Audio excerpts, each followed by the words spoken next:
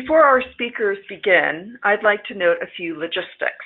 All attendees are currently in listen-only mode. Following our speakers' remarks, we will open the webinar up to questions. Please type your question into the chat box if you would like to ask a question. Finally, this webinar is being recorded, and we will send a link to registrants after the webinar. Now, I would like to introduce our first speaker. Ariel Drehobl is a senior research analyst at ACEEE. She focuses her work on local level energy efficiency policies and initiatives with a focus on energy affordability and low income communities. Prior to joining ACEEE in 2015, she did energy efficiency research for Opower. I would now like to turn it over to Ariel, who will run through some of the key findings of our new report, The High Cost of Energy in Rural America, Household Energy Burdens and Opportunities for Energy Efficiency, co-released with the Energy Efficiency for All Coalition. Great, thank you, Wendy. All right, to start off,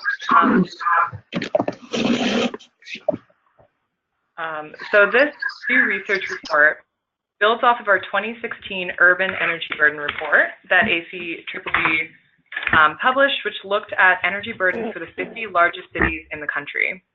For this project, we first needed to define what our criteria was for rural communities. We used the USDA rural definition, which mostly encompasses rural and small town communities with less than 50,000 residents. In our research, we also found that rural areas tend to have some common characteristics as compared with urban areas. These characteristics include lower average household incomes, lower populations and population densities, older housing stock, and a higher percentage of manufactured homes, and higher proportions of homes that rely on propane and fuel oil for heating. Also, we saw that while the majority of households in the country are served by investor-owned utilities, the majority of rural households are served by rural electric cooperatives and some by small municipal utilities. So we found that these factors made serving and addressing high energy burdens in rural communities different than those for urban areas. So for this study, we used the American Housing Survey data, which required us to calculate energy burdens at a regional level for rural areas across the country. We looked at the 9 regions that are included on this map here in our report. In terms of methodology, we used a very similar methodology to our previous urban energy burden analysis. We defined energy burden as a household's energy spending divided by annual household income, and we included electricity and heating fuel costs in the study. We do acknowledge that transportation and water costs can have a large impact on families and are sometimes included in energy burden calculations, but we weren't able to include these variables in this study. We defined rural using rural census tracts that included micropolitan, small towns, and rural areas. We also broke the data down to look at burdens impacting specific subgroups of households, such as by housing type, tenure status, ethnicity, age, and income. The data that we used was collected by the Census Bureau for the 2015 American Housing Survey, which includes self-reported data. Now for the findings. So we found that rural households throughout the United States have a higher median energy burden than their overall region, as well as a higher burden as compared to metropolitan households. Nationally, the median rural household energy burden is 4.4%, which is 1/3 higher than the national rate of 3.3% and 42% above the median metropolitan burden, which is 3.1%. We found that the East, South Central, New England, and Mid-Atlantic regions have the highest median rural energy burdens. We also found that across rural communities, low-income households had the highest burdens with a median at 9%, followed by those living in manufactured housing, elderly, renters, non-white, and multifamily households. We also included regional variables for each demographic group in the report. So you can find these numbers across each region if you visit our report. We also took a deeper dive into a number of demographic groups in the study.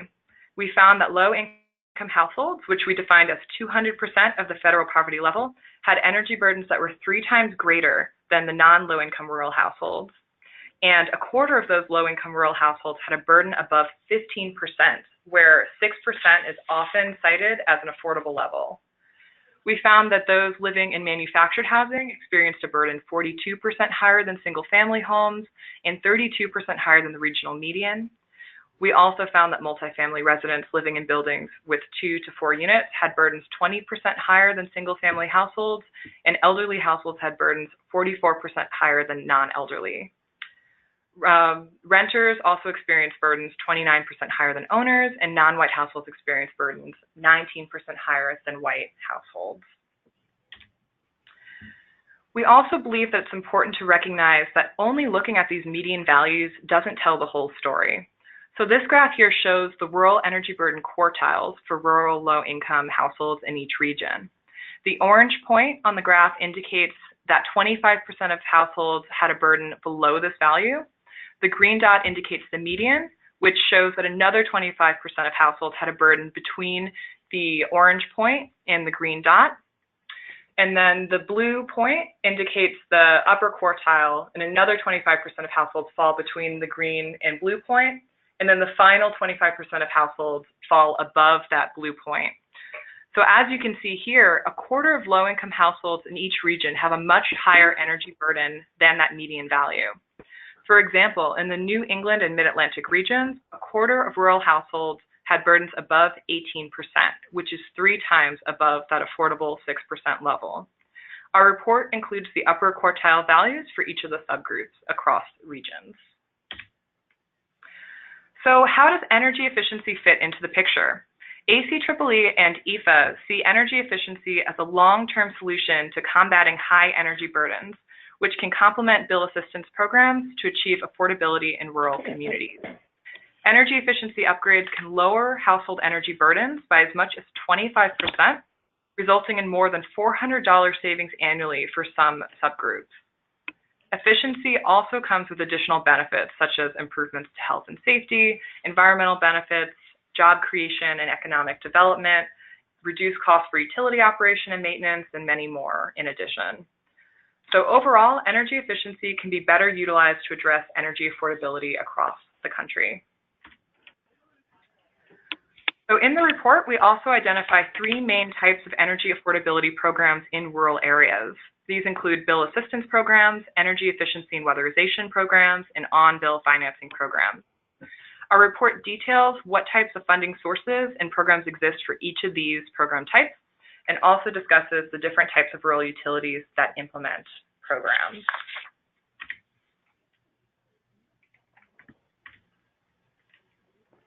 And finally, the report also explores some of the major challenges and ways forward in terms of improving and expanding rural energy efficiency program offerings. The report provides more details on each of the topics on this slide here. For example, we explore the challenges energy efficiency implementers face in terms of serving low-income households, renters, and those living in manufactured housing in rural communities. In terms of ways forward, we highlight solutions such as providing innovative ways to reach low-income customers and potential community partnerships to increase reach and impact. We also look at how broadband access can limit the ability for some efficiency technologies to function in remote areas, such as smart meters. We suggest that utilities can partner with broadband providers to offer efficiency upgrades alongside broadband expansions. Rural households are also more likely to have propane or fuel oil for heating. We recommend that programs are designed to be fuel blind, meaning that they bundle fuels to provide measures for both electric and heating fuel simultaneously, which can allow for the most effective program design. We also found that small utilities may be unable to allocate the necessary resources to meet the efficiency needs of their communities, as it's more expensive often to serve customers that are more spread out. To counter this challenge, we suggest that rural utilities can share administrative costs by partnering with other co-ops or generation and transmission co-ops on program delivery options. Similarly, some rural areas may lack robust contractor networks in order to implement their rural programs. One solution to this issue is for community action agencies who often implement rural efficiency and weatherization programs to share in-house crews in order to maintain a trained local workforce. They can also form partnerships with the private sector and industry associations or can use mobile cadre approaches in order to serve remote areas. In order to best market to customers, we recommend that utilities collect demographic data to better target their programs. They can also pair technologies such as broadband or solar with efficiency to increase uptake. Finally, many rural utilities are not regulated by the state public utility commissions and therefore are not required to conduct evaluations of efficiency program energy savings. So we encourage rural utilities to conduct these evaluations to both determine energy savings and also to determine the most effective program designs in order to meet customer needs and increase customer satisfaction. And with that, I'm going to now turn it over to Khalil in order to speak more about the drivers and impacts of high energy burdens to better explain the importance of these policies and programs to lower these high energy burdens. So Khalil Shahyd is a senior policy advocate in the Resilient Communities program at the Natural Resource Defense Council, where he leads the organization's federal policy advocacy under the Energy Efficiency for All project, which aims to increase utility-funded energy efficiency programs in the affordable multifamily housing sector. And with that, I will now turn it over to Khalil. Thank you, Ariel. As you can see on the next slide, when we talk about the drivers of household energy burden, it's really important to understand that there are 4 major categories that drive energy burden. And why we want to lay this out is to ensure that people understand that household energy burdens are more than just directly income related, that there are other factors such as the physical structure of the house, the housing age and type, the type of fuel that appliances and other systems within the house rely on, insulation, ceiling, etc. But then also there are behavioral issues, economic issues, as well as policy issues that we can all address, but need to be addressed in a comprehensive and cumulative approach that looks at all 4 of these sectors.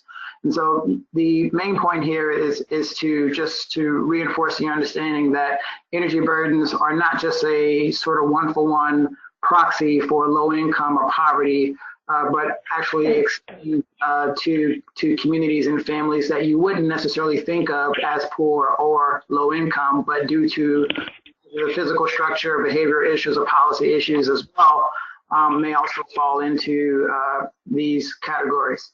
Next slide, please. And when we think about, again, the impacts of these energy burdens, again, these impacts extend beyond just simple income or poverty measures. That they impact well-being, both personal well-being, societal health, physical as well as mental, and the negative impacts of extreme home temperatures, either heat or cold, gas leaks, dampness, including issues of safety and long-term care capacity for the elderly.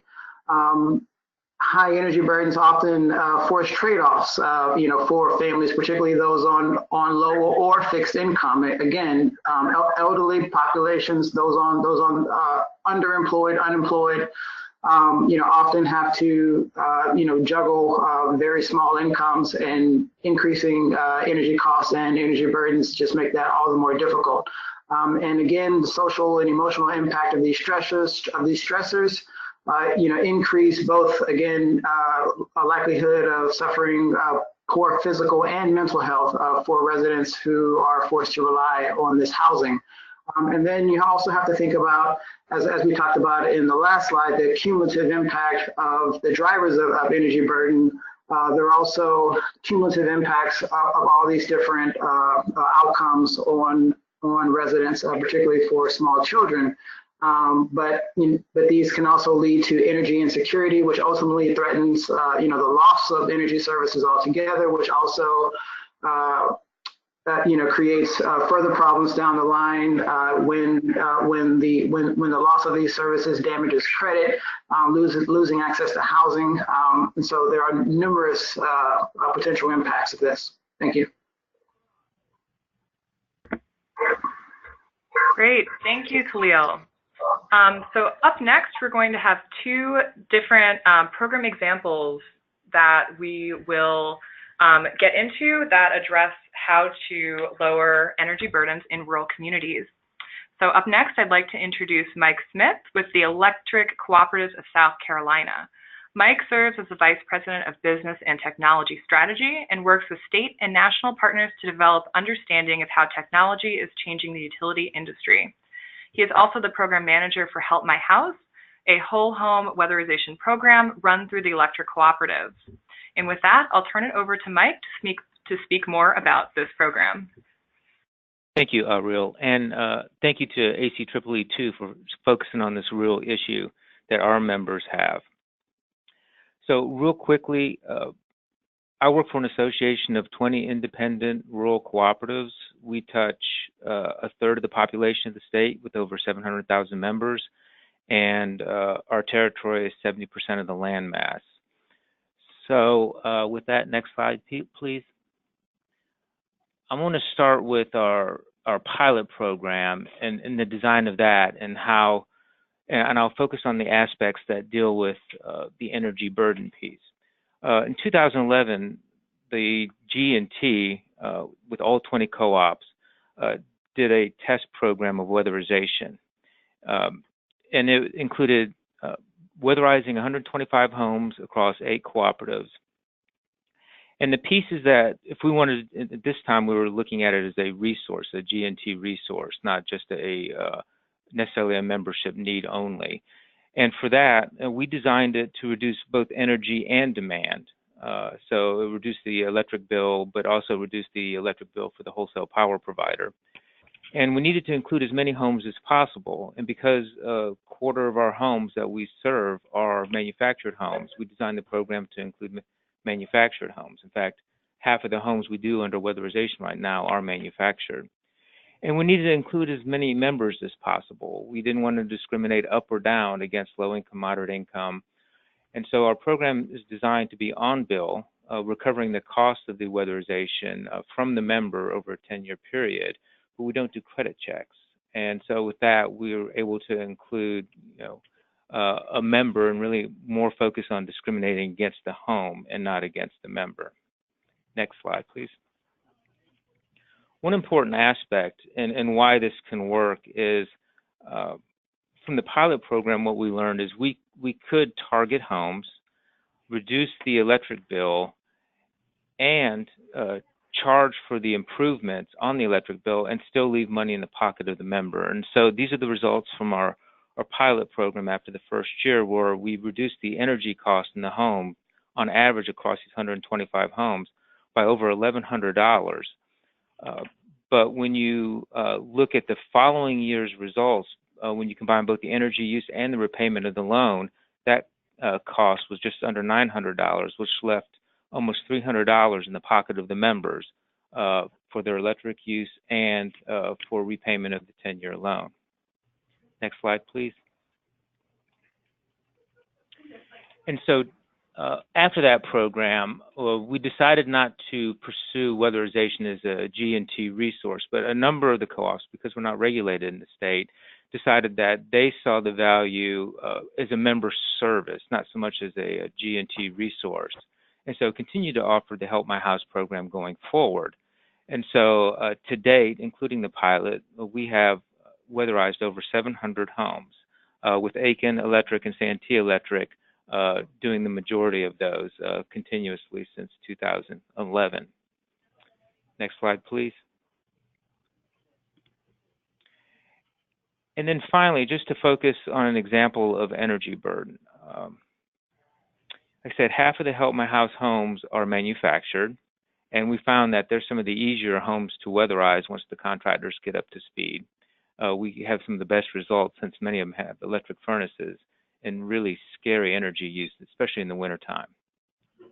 We don't do a credit check directly, which means that we include fixed income, low income, moderate income households, but we do require ownership of the land. And our program does allow for landlord-tenant, but we do require both to sign on, and there were some restrictions for when we include both.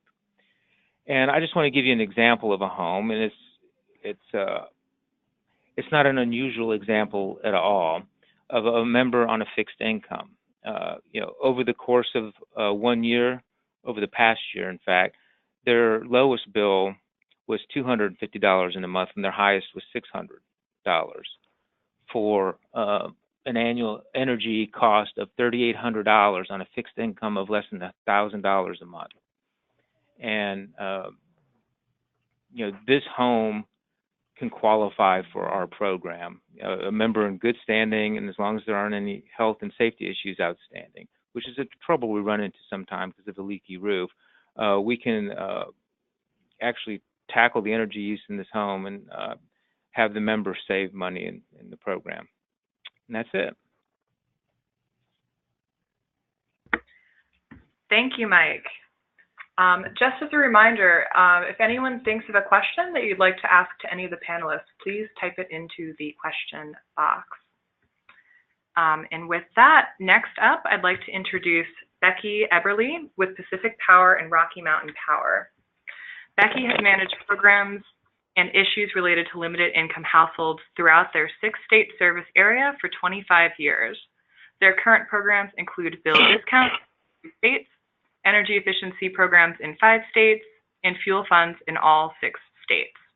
And with that, now I will turn it over to Becky. Thank you, and good morning from Portland, Oregon. Next slide, please. So just a quick overview of our service area, which has a lot of rural customers. We have a large service area as far as miles go, 141,000 square miles, 1.9 million customers. We're an all-electric IOU. The Pacific Power side serves areas in California, Oregon, and Washington, and Rocky Mountain Power serves areas in Idaho, Utah, and Wyoming. Next slide.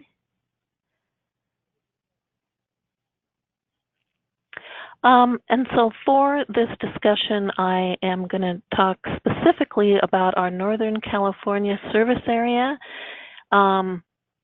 We serve the very northern kind of rectangle from the beach clear across the top of California, 4 counties, and we have about 36,000 residential customers. We consider that whole area to be rural. There's just about 3.9 customers per square mile. Our largest city is Wairika with 7,765 residents, followed by Crescent City, which is on the coast, with 7,643, but 2,600 are living in Pelican Bay Prison.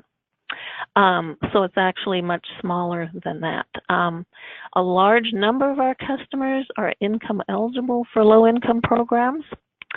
We do not have a natural gas provider in any of our California service area, so many people heat with propane or wood. The dwelling types include 74% single family, 19% manufactured homes, and just 7% multifamily. And most people speak English. Just 3,000 or less than 3,000 people in our service area speak Spanish. Next slide.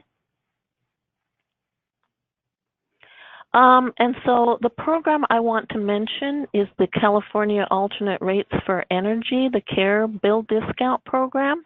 There's also weatherization services available to limited income households, and of course, energy assistance through fuel funds and LIHEAP. CARE has been in place since 1989. It's required by the California State Legislature. All IOUs providing electric and gas service are required to offer this bill discount to income eligible households. We provide a 20% discount on monthly bills through the CARE program. Income eligibility is at 200% of federal poverty guidelines. we estimate that about 39% of our California customers are eligible for the care bill discount. And the cost of the program, monthly usage on average is about 850 kilowatt hours, so the average monthly cost to non-care participants is about $5.50. Our goal, which was set by the California Commission, is to enroll 90% of eligible households. And we do this through as easy an application process as we can. It's just a one-page form. Customers do not initially have to provide income documentation. They just need to sign that, yes, their income falls within the chart on the form. And they're required to re-enroll every 2 years. And we are required by the Commission to get income verifications on 2% of those eligible through a random selection, as well as income verification on customers that have quite high electric usage. Next slide.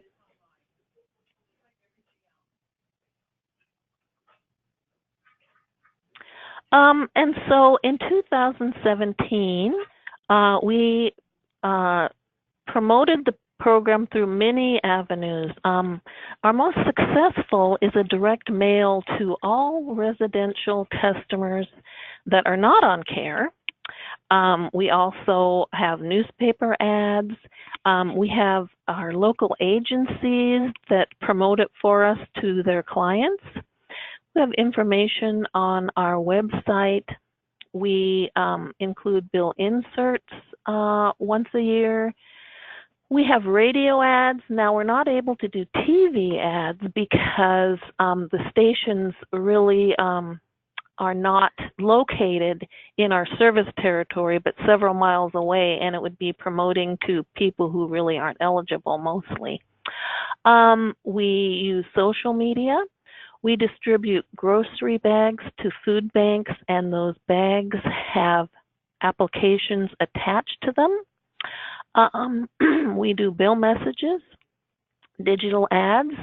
Our on-hold message when people are calling in to contact our employees has information on the CARE program, and we also have a company newsletter that has an article about CARE in it once or twice a year. So one thing I see I'm missing is last year we added a letter out to all churches explaining the program and providing applications for their distribution in that to their members. And one thing we're going to try again this year, we haven't done for a few, is to get some program information into packets at schools.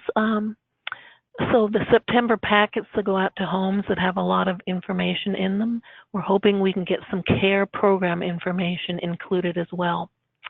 So in 2017, the average annual benefit to our customers was $340. And then, of course, you could add in the benefit that they don't have to pay the surcharge of $550 a month.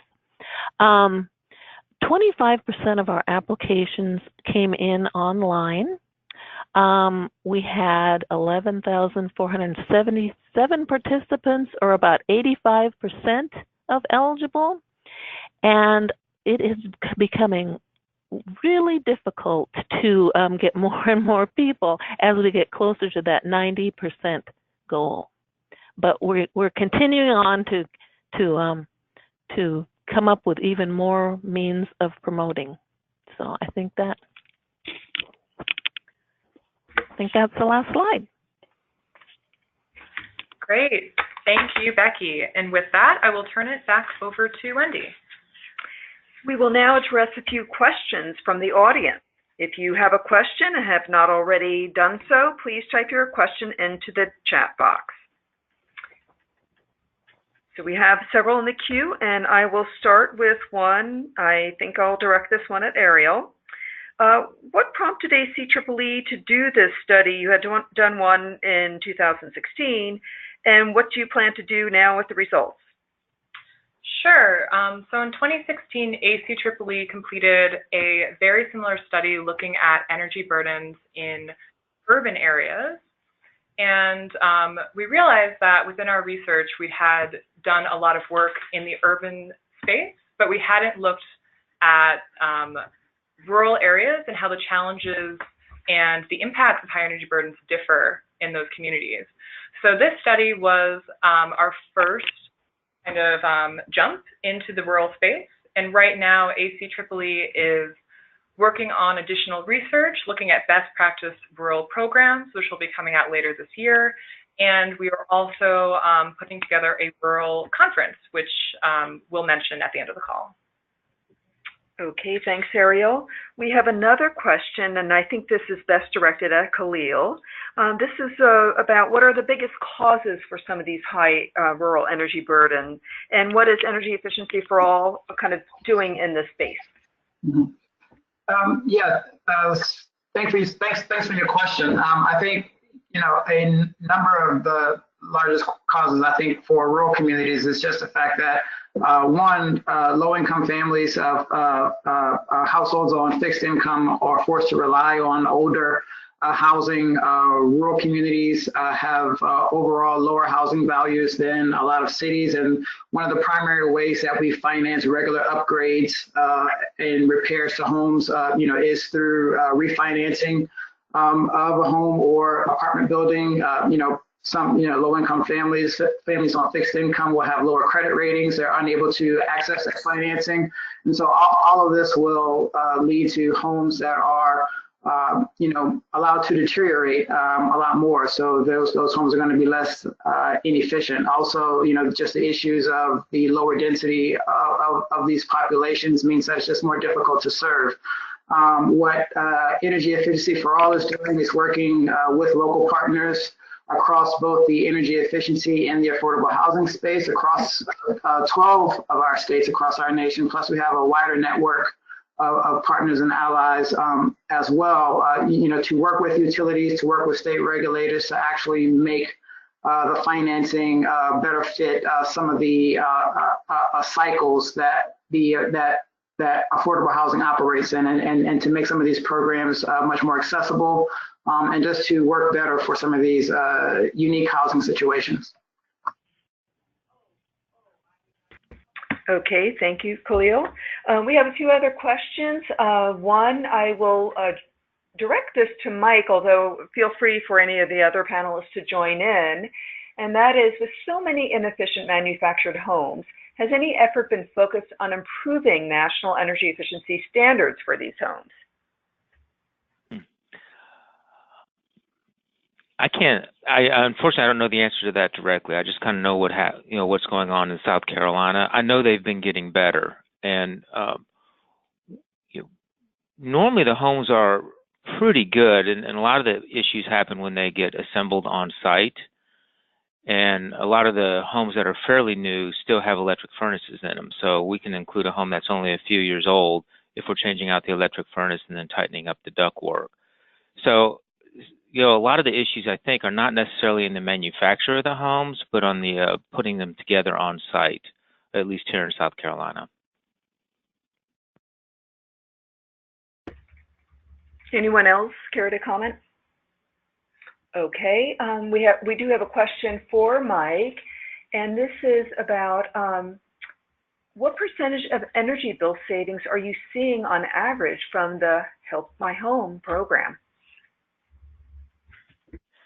I will speak directly to, because right now we're doing it as a member service and we're not spending the money to do the really close analysis of the energy use per home like we did in the pilot program. But I will say on the pilot program, and this includes the demand savings on the hourly also, we saw over 30% energy savings on our homes, and we predicted around the same amount. So we modeled and we achieved what we modeled. And then we did another study in year 3 with 3 years energy usage, and we found that the savings were persistent. So it wasn't just savings in the first year and it dropped off, because there was a concern that, you know, this loan goes on for 10 years, that the savings wouldn't stay there, but we found that they did. 2 other questions, Mike, related to Help My Home, and that is, does the debt stay with the customer or with the house? And secondly, how are you able to get away from credit checks? We do our on-bill financing as a loan per a statute that was passed in South Carolina in the mid-2000s for this very type program. And it's really attached to the service, to the electric service. So while the member that initiates this and they own the home signs up, when they sell the home, it can stay with the service, and it typically does. We file a notice of meter conservation charge with the local county. So when people do a search, they find that there is a loan attached to the meter. So we kind of look at it as more of an attachment to the meter instead of the person. And because there's such a low default rate on energy service, I mean, we do require a member to be in good standing. So what that means is that they pay their electric bill. And a lot of the co-ops allow them to get behind, because sometimes the winter is the hardest time, especially in a manufactured home with electric furnace, that they can get behind in their bill, but as long as they're paying to catch up, then they still qualify for the program. Okay, next we have a couple of questions that are directed at Becky. Regarding the CARE program, why is it getting harder to get closer to the 90% goal? What other challenges have you encountered? Well, I wish I knew the answer to that specifically, because if I did, I might be able to address it. We have a lot of potential reasons why it's getting harder. I think that when you are in a community where a lot of people are income eligible, you may not consider yourself eligible for low-income for low-income programs, because, you know, you're doing pretty well in that community. And people think, you know, other people need assistance more than they do. Also, undocumented residents may not want to apply for various reasons. A lot of times, and I've got this from our local employees, is that, you know, people in this area has a, you know, we can take care of ourselves kind of attitude. And then, of course, there's people who really, their income isn't really documented, so they feel that maybe they shouldn't apply or they won't be accepted. You know, people they might look at it as a government program and don't want to be involved in that. There's just so many potential reasons why, you know, we've gotten, you know, the easier households enrolled, and the last 15% are out there, but they're not responding to any of our promotions. Thanks, Becky. We have here a question for Ariel. Is there any specific reason why the New England and Mid-Atlantic rural areas had the highest rates of energy burden among the different regions? Sure. So for our study, we didn't look into the factors that would specifically say why the burdens were higher in different regions, but a few guesses that I could have for the New England and Mid-Atlantic regions would be factors such as older housing stock in those regions could lead to higher burdens. There's also more alternative fuel types that are used there, which are a bit more expensive as well, propane and fuel oil. So that could also lead to a higher burden. So I think those factors are probably contributing. But in order to really be able to say why the region has higher burdens, we'd need to do a deeper study, kind of digging into the housing type, the incomes, and all of those factors that Khalil laid out in his slides to see what the specific causes are. Okay, we have a one outreach idea for Becky and others. Oh, good. Yeah, and others. So this idea is workplace lunchtime events at employers that may have low-income eligible employees, such as manufacturing and food processing. So just an idea. Now okay, a that's question, great. And now a question about broadband. I'm sorry, let me just find out. About broadband availability. To what extent can this play a role in rural areas? In the relationship, yeah. This is I can address it a little bit in South Carolina. We do have one of our co-ops that created a subsidiary that is rolling out broadband to 100% of their members. And some of the other co-ops in South Carolina are picking that up as well. And I'm talking broadband that's 100 meg to a gig in speed. They already have it in the backbone to their substations. For us, we see it as an opportunity to make the areas that we serve more attractive for people to move to and to work from home. And in education, it's a huge factor. A child growing up when there's high speed and good internet availability, and when it's not. And so it's a huge need, and it's a gap.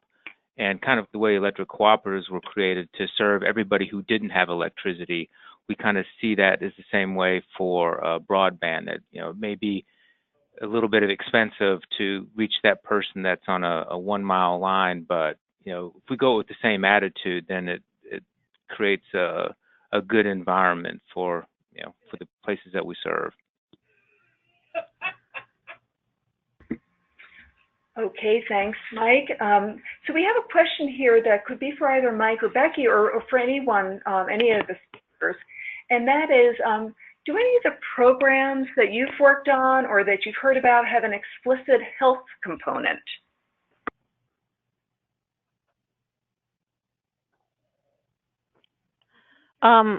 Well, we have some weatherization programs that allow for the coverage of costs related to health and safety measures in a home, such as CO detectors, etc.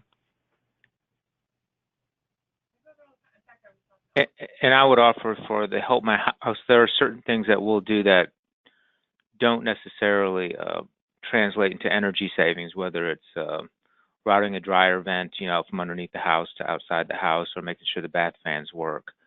Mm-hmm. And there's definitely implicit benefits, health benefits, by just tightening up a home properly and conditioning it well, and having ducts that don't pull from the attic or don't pull from the crawl space. But there is a gap, and we totally recognize that we would like to include more explicit health attributes to our program, and to maybe even target homes and bring in other funds to help kind of monetize the benefit that comes from a home that doesn't quite qualify on the energy savings, but would absolutely qualify if we consider the health benefit attached to it.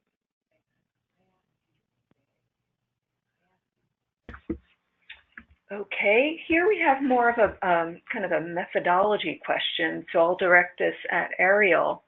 Were you able to look at the money per square foot in your calculations?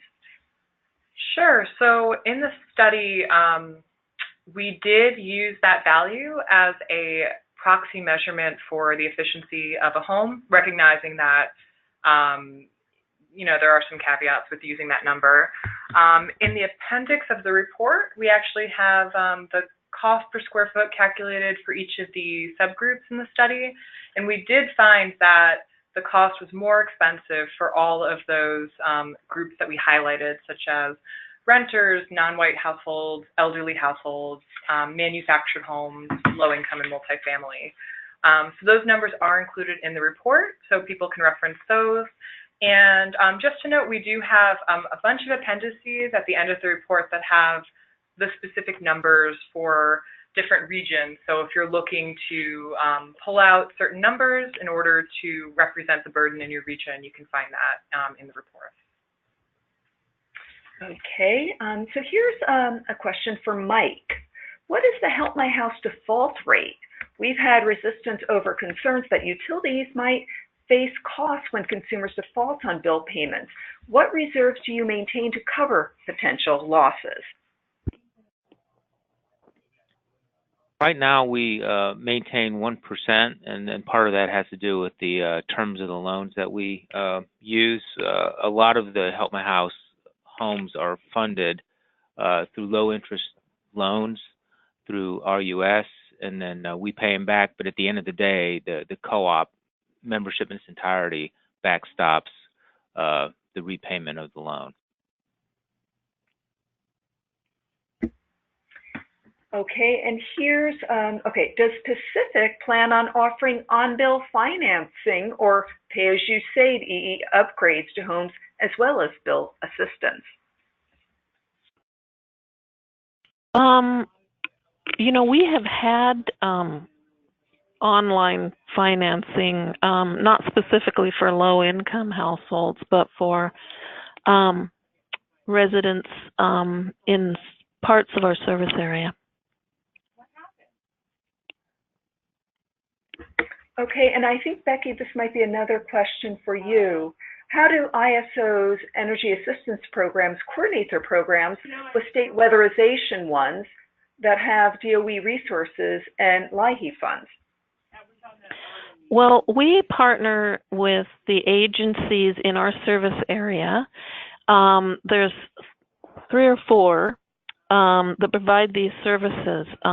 For example, our weatherization programs in California, there's 3 agencies that receive funds from the California state entity that receives U.S. Department of Health and Human Services monies as well as DOE monies, and they are designated to provide weatherization services in these counties. And our program covers 50% of the costs on a measure, and then they use their other funding for the other 50%, so the services are at no cost to the income eligible household. And then if and when they run out of the federal funds, then we cover 100% of the costs. Okay, thanks, Becky. Here's another question about funding. This one is directed at Mike, and that is, where did you get seed funding for the OBF program? Initially, we received it through Rural Economic Development Loan and Grant Funds through RUS. We were able to, each co-op applies for and was able to get $1 million each time. And more recently, we went through the Rural Energy Savings Program, which is a fairly new program through RUS that offers 0% loans to cooperatives over it's over 10 years, but you have 10 years to loan it out and get it back. So really, it could be considered a 20-year product. And that's 0% interest, and then we can turn around and offer these loans to our membership. We will do it at 3%, and that helps cover some of the overhead, because what we charge our membership now is just only for the upgrade of the home. It's not for the overhead that's involved. It's not for the initial audit, the audit out. You know, all the things that we have in place to ensure that the work is done well and to manage the program. And so RUS has been our place to get the loans. And there is a co-op that self-funds, and they just use their own money and lend it out to their members. Okay, thanks, Mike. This will be the last question that we will pose, and from attendees, and this one is really directed more at Khalil, and that is, what are some ways to increase energy efficiency for multifamily housing renters?